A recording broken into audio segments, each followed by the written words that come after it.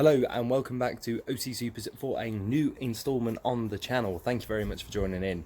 Now you join me on the hottest day in the UK so far. So because I am like Casper the Friendly Ghost, we need to go somewhere a little bit more fitting for today's video.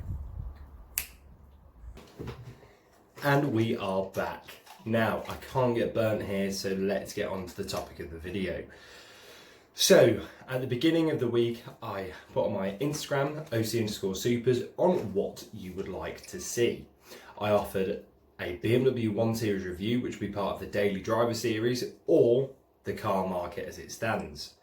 You guys voted and you went for car market as it stands. So, what is going on in the UK? I don't know if it's the same everywhere else, but the car market has suddenly gone into a mess. Now, this is due to a variation of reasons. One being, supercars are incredibly hard to purchase. This is down to the amount of finance that banks are willing to loan, and the interest rates upon your finance deals have now skyrocketed. This is due to the uncertainty in the UK and the kind of unwillingness to be able to put money into an asset which is then actually going to depreciate. Banks ultimately do not want to be losing money and having people default on their car finance. So what are the other options? You could go and get a bank loan. However, that also lands you in a world of pain. At the moment, interest rates are sky high. So is this the right time to buy a car in the UK? For me, I am completely holding off on the supercar for now. I've also been looking at a daily driver, and that is an Audi Q7. Now, these historically have held value really, really well. And they have fluctuated throughout COVID, and now they are still affordable. They're still a very, very good car. But fundamentally, the amount of finance you can get on these vehicles has decreased, meaning your deposit needs to be more. Therefore, your car purchase initially is going to be a lot more expensive, and continuing on, it's going to be a lot more expensive because the interest rates are higher, the terms are shorter, which means you're paying more money over a small amount of time, which means what's right, what's wrong. Basically, if you haven't got enough exposable income, do not go near a car at the moment because cars are becoming very, very expensive. I said, there were two cars that I was looking at in depth. One was an Audi R8, the other one was a Nissan GTR. The Audi R8 has, plummeted during COVID and sat at about £29,000 for a 08, 09 model with about 30,000 miles on. Now, this was going to be an absolute bargain. You know, I'd had a look at some, I'd gone away and done some figures, it was affordable. Now, I kind of pumped the brakes because we were coming out of COVID, banks and loans, and kind of the financing was a bit uncertain.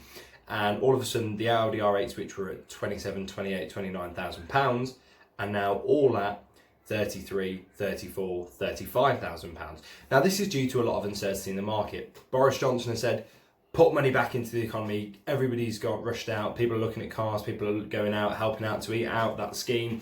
Everybody is going all out. Now, that means that dealers have alleviated the costs. So where does that leave me? You know, a GTR, exactly the same. They came down to £25,000 for an 09 GTR. Now, that is better than, you know, a brand new 3 Series due to the power and performance you would get for a little bit less. I know which I'd rather go and drive around in.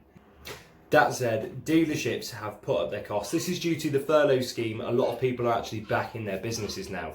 So obviously the cost and the overheads of a business has gone up, which means then the cars and the assets they're selling has gone up, which means then we actually have to pay more and the finance we can get is less and the job uncertainty is more. So are we going to buy a car? Probably not. So ultimately in the UK, unless you have got an absolute solid job, do not look for a car right now. I estimate as long as we don't have a second phase, the car market will stabilise and will kind of hit the numbers we were seeing during COVID in December time.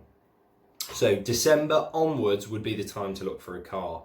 And obviously the banks, you know, kind of stability and the finance and the economy should have kind of evened out, unless COVID absolutely smashes us again. So, if you like this video and you want more kind of information like this, or if you want something a little bit more in depth, let me know in the comments below. However, I'm also toying with the idea of doing a daily driver. So a daily driver, what can we say, a scheme, a review system of cars which are affordable for everyone. So it's not going to isolate, a super is the absolute goal, but should I document cars on the way to the super? Let me know. Remember to head over to my Instagram, OC_supers. Remember to give me a follow, like everything I'm posting. But until next time, this is OC Supers, over and out.